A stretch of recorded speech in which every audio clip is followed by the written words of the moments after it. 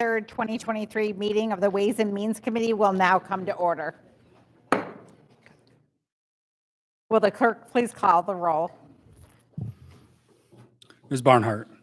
Ms. Barnhart is present. Mr. Brew. Mr. Brew is present. Mr. Colby. Mr. Colby is present. Mr. Delahaney. Mr. Delahaney is present. Mr. Dondorfer. Mr. Dondorfer is present. Mr. Mafucci. Ms. Mafucci is present. Mr. Milne. Mr. Milne is present. Ms. Roman. Ms. Roman is present. Chairwoman Smith. Here. Chairwoman Smith is present. Ms. Vasquez Simmons. Ms. Vasquez Simmons is present. Mr. Udelson. Mr. Udelson is present. Will Legislator Vasquez Simmons please lead us in the Pledge of Allegiance? Pledge allegiance to the flag of the United States of America and to the republic for which it stands, one nation, under God, indivisible, with liberty and justice for all. We do have a presentation for tonight. We have with us Pat Gooch, Senior Planner for Monroe County's Planning and Development Department. He will now give a brief overview of the 2024 to 2029 Capital Improvement Program as it pertains to the Ways and Means Committee. Thank you, Madam Chair. You should all have received a copy of the County Executive's recommended 2024-2029 CIP. The Monroe County Planning Board reviewed the County Executive's proposal, held a public hearing, and prioritized budget year projects before the CIP being submitted to your honorable body. At the full legislature meeting in June, you'll set a public hearing for July, and then upon your favorable review, vote to approve the plan. There are no funding approvals associated with taking action on this referral. We're going to take a few moments to look at the recommended capital improvement program in terms of funding sources. If you turn to page 1 of your CIP, you'll be able to see those. Budget year funding, the budget year is 2024, and new projects, most of which are introduced to the CIP in 2029. The 152 projects 6-year program is summarized by department and in total in Table 1 on page 2 to 3 of the CIP. Recommended total program funding is $435 million. Total county funding is just over $220 million in the recommended CIP, just over 56% of the total CIP. There are two kinds of county funding, bonding and county cash. Projects that use county cash are paid for out of operating funds and do not impact the county's debt. Total district funding is used by the Pure Waters program and accounts for almost 23% of the total CIP funding. There are two kinds of district funding, bonding and district cash. Projects that use district cash are paid for out of operating funds and do not impact Pure Waters' debt. Enterprise funding, or user fees, for the hospital, airport, and solid waste account for just over 7% of total CIP funding. There are two kinds of enterprise funding, bonding and cash. Projects that use cash are paid for out of operating funds.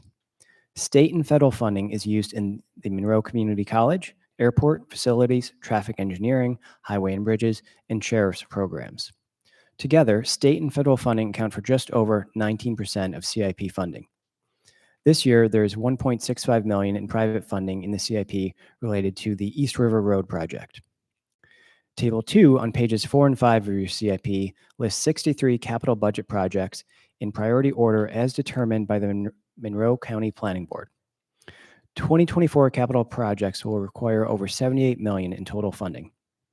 Table 3 on page 7 summarizes the estimated debt service during the program years based on existing debt, authorized but as of yet unissued debt, and funding proposed in the recommended CIP. Now I'm going to highlight a few departments with new projects in the CIP. The Health Department's Medical Examiner Office program begins on page 10 of your CIP. Their office, the Ames Building in East Henrietta Road, introduced $250,000 for HVAC upgrades in this cycle.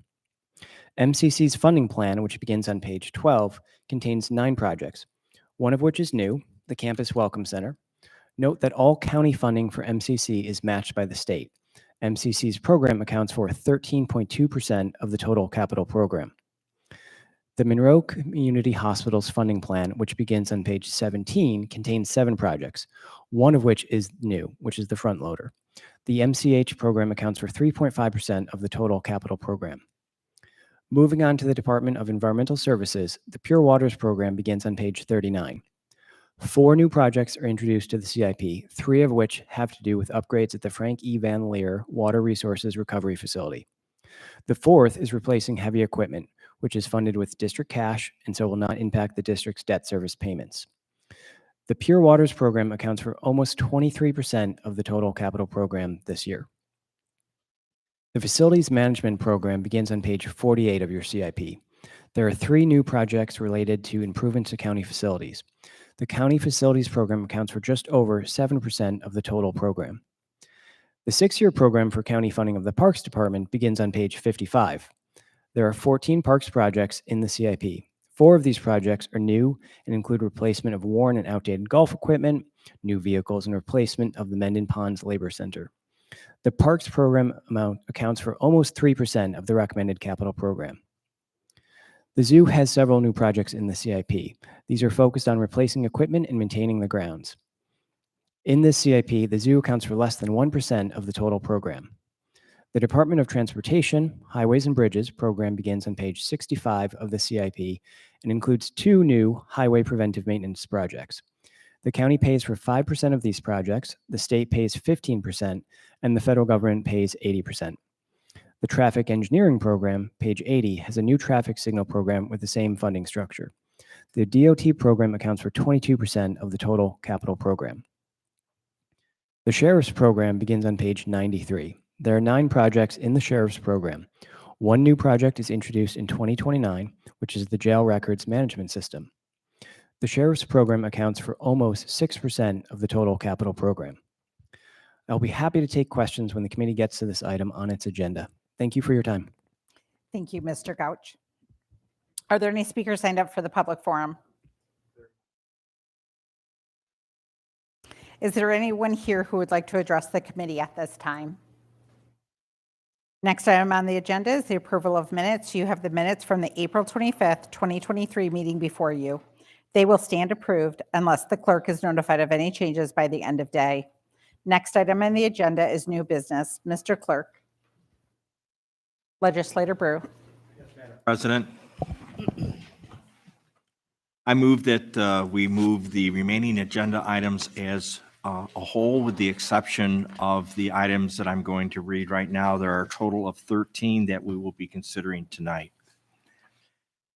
Starting with agenda item number 23-0144, 0151, 0153, 0157, 0171, 0172, 0173, 0175, 0176, 0177, 0178, 0179, and 0180.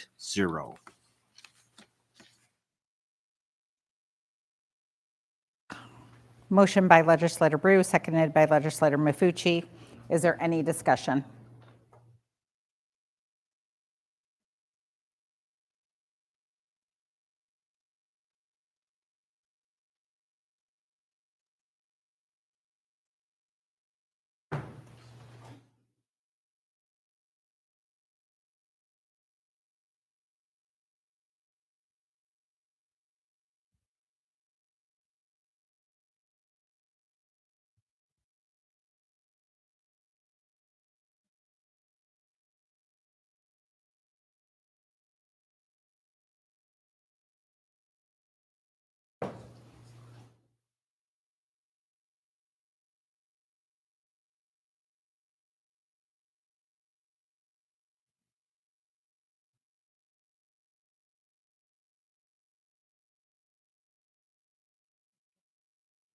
All those in favor, please indicate by saying aye. Aye. Any opposed? Item carries. Next item.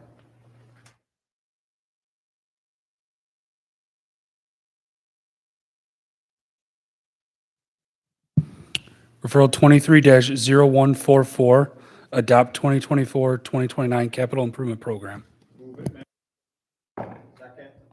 Moved by Legislator Delahanty, seconded by Legislator Brew. Is there any discussion? Legislator Roman. Through you, Chairwoman, I see that the DOT has an increase of approximately $1 million in aviation and an increase of 5 million in highways and bridges from the previous plan adopted in 2022. It appears that the 6-year cost goes down by approximately that.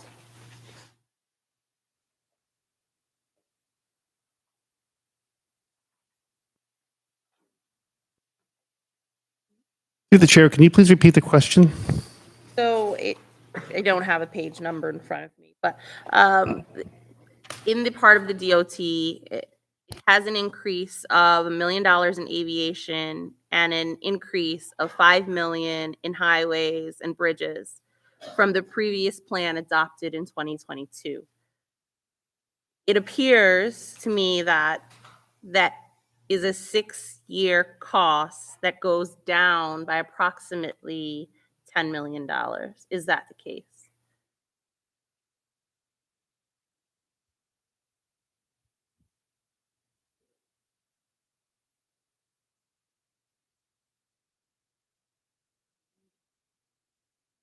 Through the chair, we'll have to get back to you in writing. Sorry, I missed the question. They said they would get back to you in writing. Okay. Through you, Madam Chair, just wondering if there's something taken out of that part of the CIP. That doesn't have to be responded to now, but just further elaborating on what my question was. Madam Chair, as has been discussed, the preparation of a capital improvement program is an 11th month endeavor. Generally speaking, members of the Planning Department and Finance Department get together in the month of August to review the prior approved CIP, what projects will be dropping off, what projects are known coming ahead of schedule, and then works to develop a set of what I'll call rough budgetary targets for the amount of county support required in the department's next 6-year plan. Those targets are discussed based on the county's previous adopted CIPs over a period of years, what programs are coming ahead to better manage the county's bonded debt and the use of operating funds. Most fluctuation you'll see in the CIP from year to year, and we apologize, none of us thought to bring last year's approved plan with us tonight. But I think you'll find most significant fluctuations in dollar amounts between one department's approved CIP and this being proposed before you tonight is the result of major projects scheduled for 23 dropping off the program.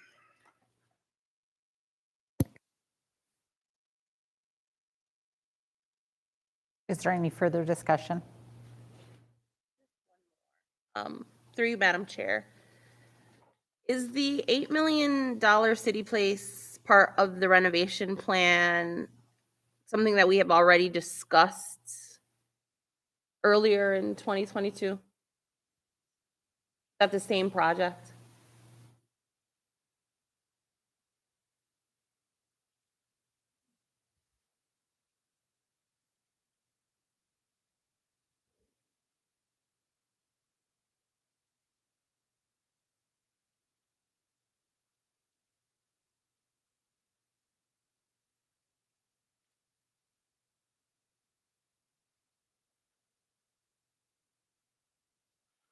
Through the chair, so to clarify, you're asking about the City Place general improvements for approximately $2 million versus the funds that were already approved by the legislature for the renovations on the 8th floor. So then, through the chair, so the renovations that are undertaken right now was to relocate staff that was in lease space last year at 80 West Main Street. So those renovations are occurring right now under that capital fund that was approved by your honorable body. This additional money is for what we call MEP, mechanical, electrical, and plumbing upgrades to the building in future years as the building gets older and we have systems that we need to upgrade over time.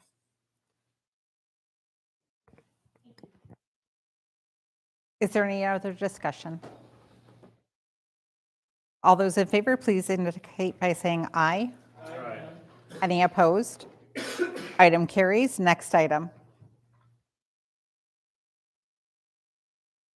Referral 23-0151, authorize the sale of county-owned tax foreclosure property located at 456 West Side Drive in the town of Gates. Moved by legislator Brew, seconded by legislator Dondorfer. Is there any discussion? Seeing none, all those in favor, please indicate by saying aye. Aye. Any opposed?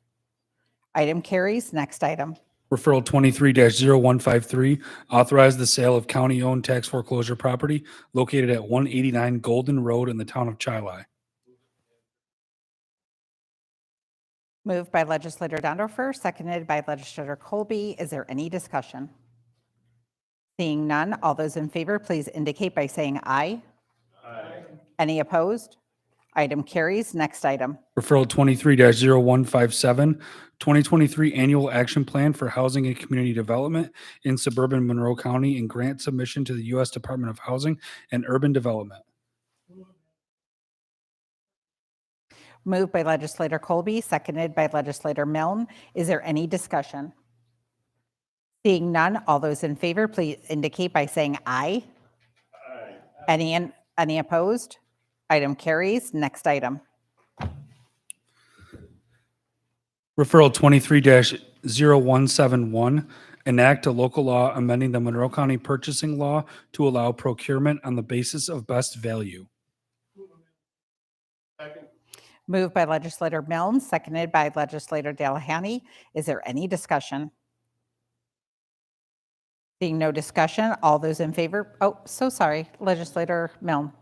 Madam Chairperson, through you to the administration, would the administration be open to requiring a written explanation be provided to the legislator in each case of utilizing the best value that would include why this best value was sought versus lowest bid and why the final award winner was selected on this basis? We do see that this is happening or moving forward with government much more often, but we would like to see a written explanation of what the best value was and how that was determined.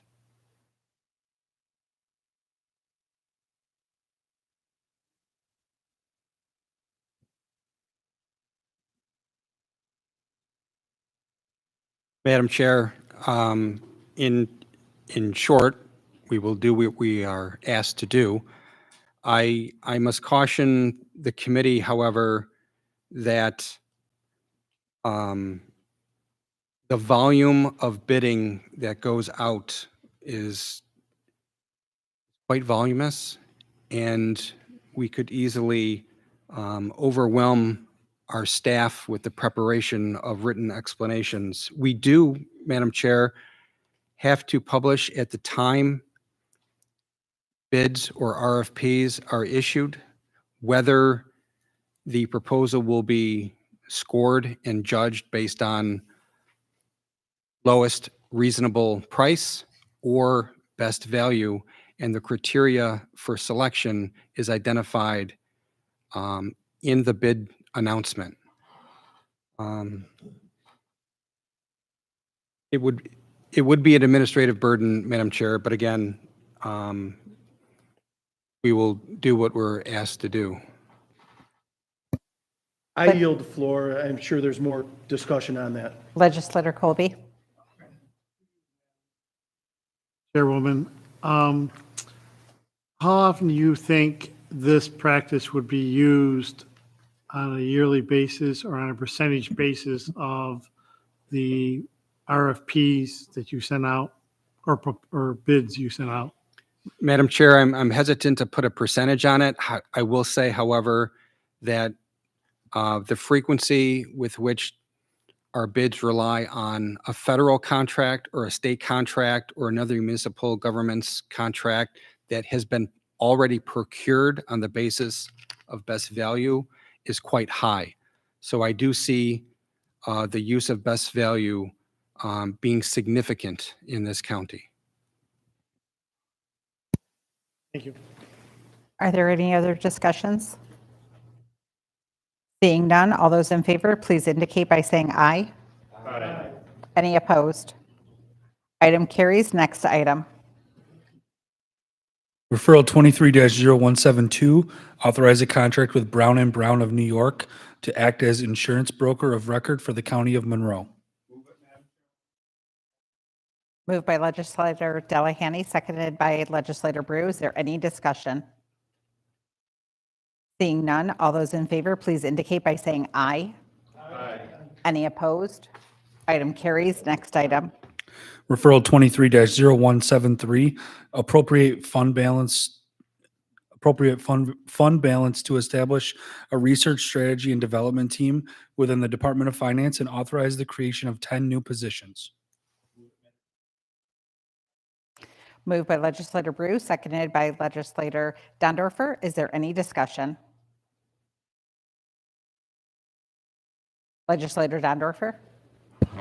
Thank you, Madam Chairwoman. Through the chair, why the need for this team and how will it benefit the taxpayers?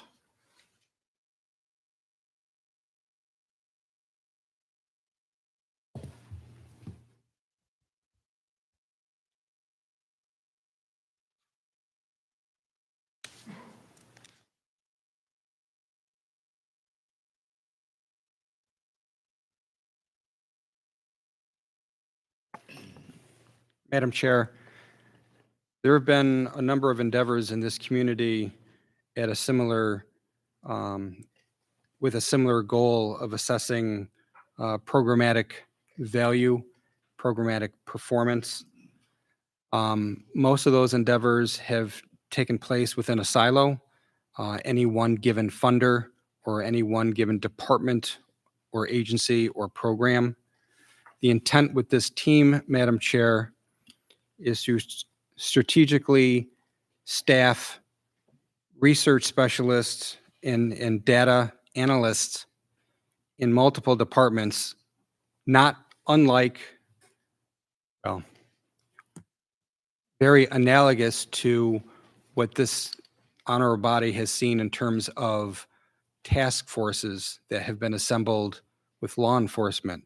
And what I mean by that is strategically placing operational data analysts and research specialists in the Office of Mental Health or the Department of Public Health or the Department of Human Services.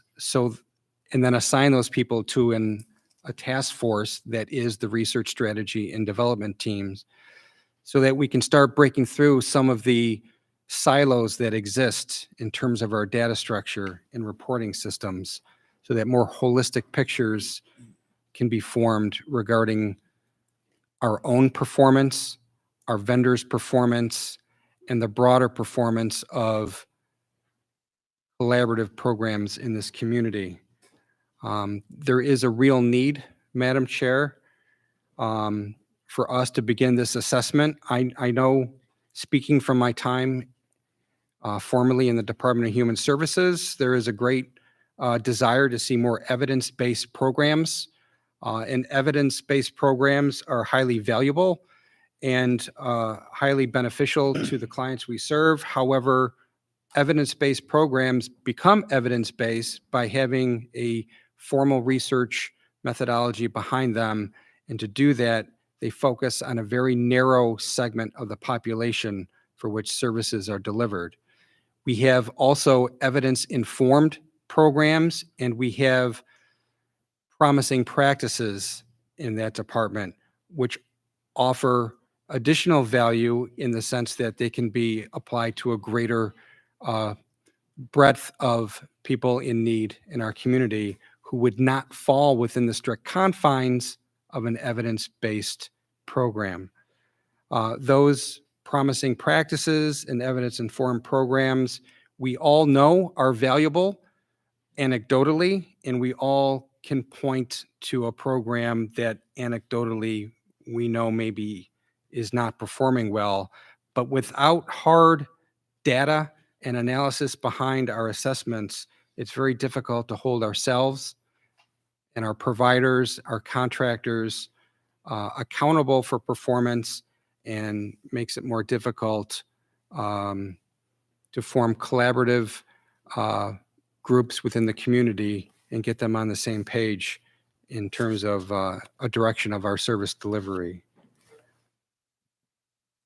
Thank you very much for that. Through the chair to the administration, I tend to agree with almost everything you said. For example, so this would potentially evaluate the FIT team, seeing as how we're talking about, kind of leaning towards mental health awareness and stuff like that and programs for that. So it would analyze the FIT's response and be able to help that or send more resources for mental health. Is it something that would fit in the parameters of what these fine folks would be doing? Madam Chair, short answer is yes. Individual programs such as FIT would be of benefit for this team to analyze, as would broader programs. Thank you. And then last question through the chair. How is the size of this team and the cost of them determined?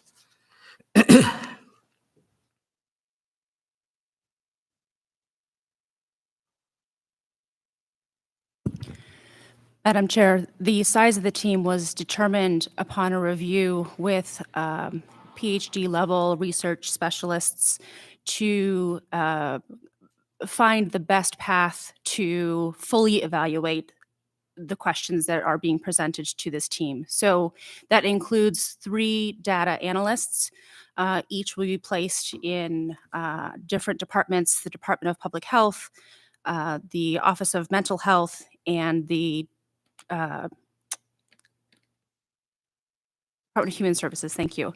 And then from there, we have 2 research specialists who will be guiding those research projects and helping to design that project. We will also have a research team lead who will be charged with making sure that we are following all of the appropriate required ethical and research rules around these designed projects. And then we will have a director and an assistant director, along with an office support individual and an IS individual to help us to build out the database, which will be used to compile the data and build upon that data.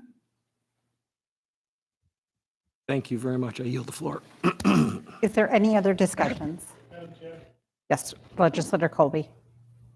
Madam Chair, through you, how, I understand the data be very useful for the administration to make evaluations on where to expand or contract different programmings.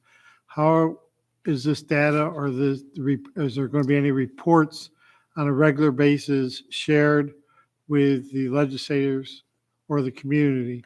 Or are the reports we're going to see is only when you're using the data to support a decision that the administration would like us to make? Through the chair, Madam Chair, we anticipate providing an annual report at a minimum, but in addition, with every research study that we put together, we expect this to be come in written form and in presentation to this honorable body. As part of those research projects, we will also be working with the community and interacting with the community to ensure that our mixed methodologies are incorporating both data, but also real lived experiences. And that will be part of the results shared with this body and on an annual basis as well. Thank you. Is there any other discussions? Legislator Barnhart. When do you anticipate this office being staffed up and running?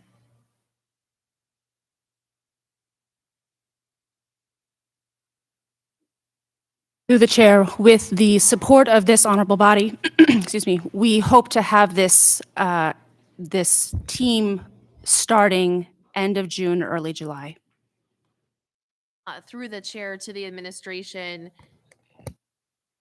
Would the legislature be able to request reports or analysis through legislation or otherwise?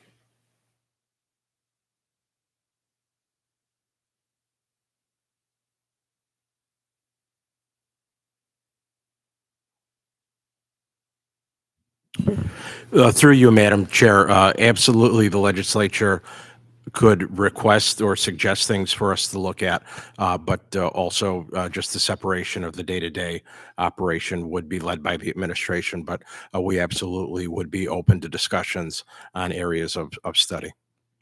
That makes sense. And I just want to echo Legislator Colby's question and thoughts on, I don't need to ask the question again, but his thoughts on transparency. I really hope that this team is very transparent in the reports that it generates, and certainly shares them with us and shares them publicly. I think this is an excellent idea, and I really can't wait to see it in action.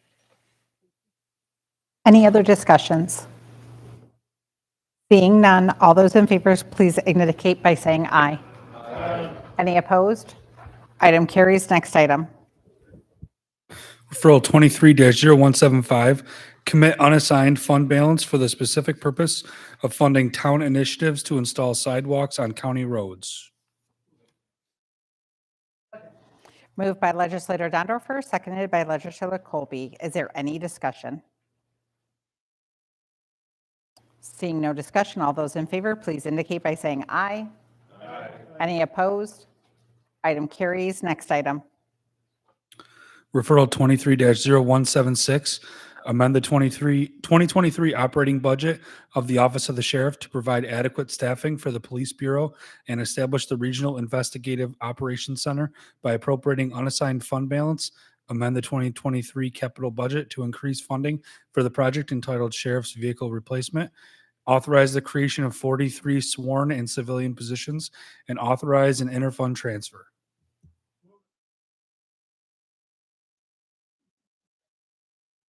Moved by legislator Colby, seconded by legislator Milne. Is there any discussion? Legislator Brew.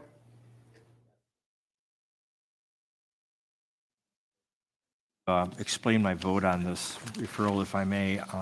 Tonight, we heard from a number of speakers regarding the sister referral in the public safety meeting, and I'd just like to extend my thank you to all of law enforcement, all of public safety that serve our county. They serve our county well, and anybody to think that everything starts with proper public safety. Upon that, everything else can be built.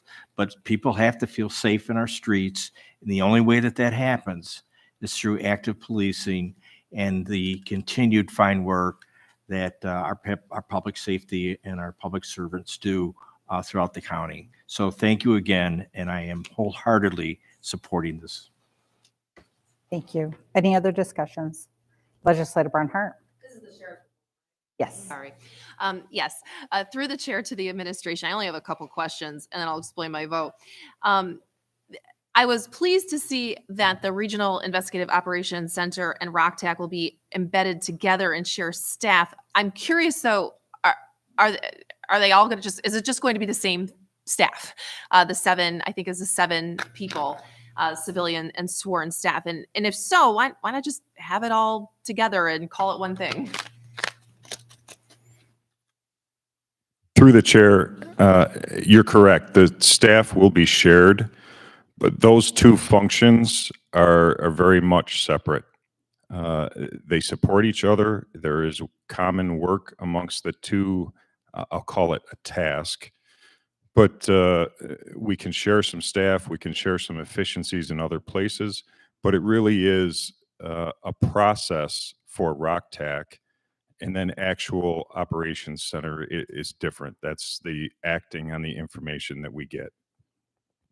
Thank you. Through the chair to the administration, the Monroe County Crime Analysis Center does share information with all law enforcement agencies, according to numerous news reports that I read. And yet the questions, one of the answers that we got back says that that's not really happening right now and that there's a silo. I'm still really struggling to understand the Crime Analysis Center and its relationship with law enforcement and why the Regional Investigation Center would be different. Through the chair, I can respect that statement. It's for those of us that work this every day, it seems clear and it seems easy, but that's not the case when you try to explain it. The MCAC is a state crime analysis center with an office here in Rochester. They do an outstanding job of identifying information, analyzing it, looking at it to see what bearing that has on public safety in our community, and then forwarding that information to all the law enforcement agencies. What we're missing is the coordination on how to act on that information. So we're getting provided great information by this crime analysis center, but we lack the coordinating effort to bring all these agencies together. We do it, but it's a lot of manual labor, and we have to continually rebuild the process every single time we have a large-scale incident or threat to our community. The attitudes are there, the positive attitudes, and the attitude of cooperation is there, but the actual sharing of technology and the staff to run that technology is not in place yet, and that's what we're looking to do. I would like to explain my vote. I really appreciate the spirit behind this proposal, and a lot of it makes sense to me. But I'm also disturbed by the lack of detail here. Not many organizations could get away with a nearly $7.5 million proposal that doesn't even have a PowerPoint attached to it. And in the written responses, we were told that the written proposal isn't even ready yet. You know, that's really unacceptable. And some answers to questions amounted to, well, this is true because we say it's true. I mean, there really wasn't any detail to back it up. But, you know, why bother to give us details when this is already a done deal? There was a big press conference in which not all legislators were even invited. That press conference made it clear that only certain voices in our community are valued. There was not a single person of color and not one woman except for the DA. Legislators here were an afterthought. This whole process is an afterthought for this $7.5 million proposal that you knew would be controversial. You knew people would come to us and want answers and talk to us. And we heard from a lot of people today with really thoughtful comments on both sides of this issue. This wasn't the way to treat it. Now, you're telling the public that this will reduce crime, but you can't really tell us how. You have no basic information about this regional operations center that you've been able to share with us, not even a location, just how much staff you need. But I have a job to do, and that's to represent my constituents while still providing oversight. And here's what my constituents want. They want to be safe, just like everyone else. And I believe most would want me to vote for this. And part of that is because we provided no other paradigm for public safety in our community. We have to do more than this proposal because people also understand that this isn't the whole thing. This isn't it. We have to make this legislation better. Right now, we aren't doing anything for kids and families who are justice involved. Kids get appearance tickets. We hear about it on the news. They disappear into the black hole of the family court system. And then we wonder why history keeps repeating itself. And we say, well, we need more police. Well, we need other things too. And that's why I am going to propose an amendment that will direct the Department of Human Services to convene a newly formed task force for youth and family support to immediately address the needs of youth facing criminal charges, including car thefts and smash and grab burglaries, which seem to be propelling this proposal. These kids are often released to their families without any support. This task force should include representatives from law enforcement, social services, mental health, youth anti-violence organizations such as Pathways to Peace, Family Court, and the Rochester City School District.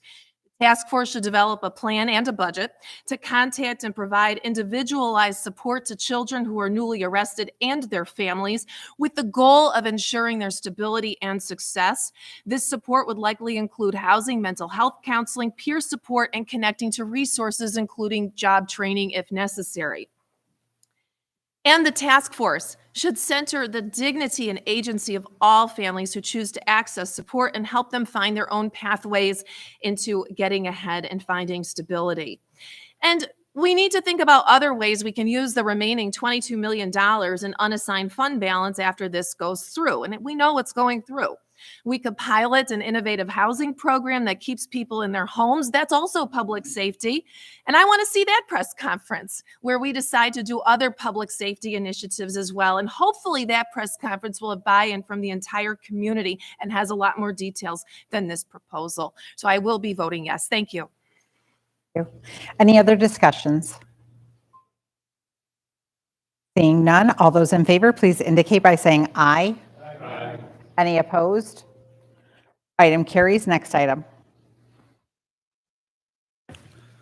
Referral 23-0177, authorized grant contracts and appropriation transfers pursuant to the American Rescue Plan Act, ARPA. Moved by Legislator Delahanty, seconded by Legislator Brew. Is there any discussion? Seeing none, all those in favor, please indicate by saying aye. Aye. Any opposed? Aye. Item carries. Got it. Next item. Referral 23-0178, mortgage tax distribution.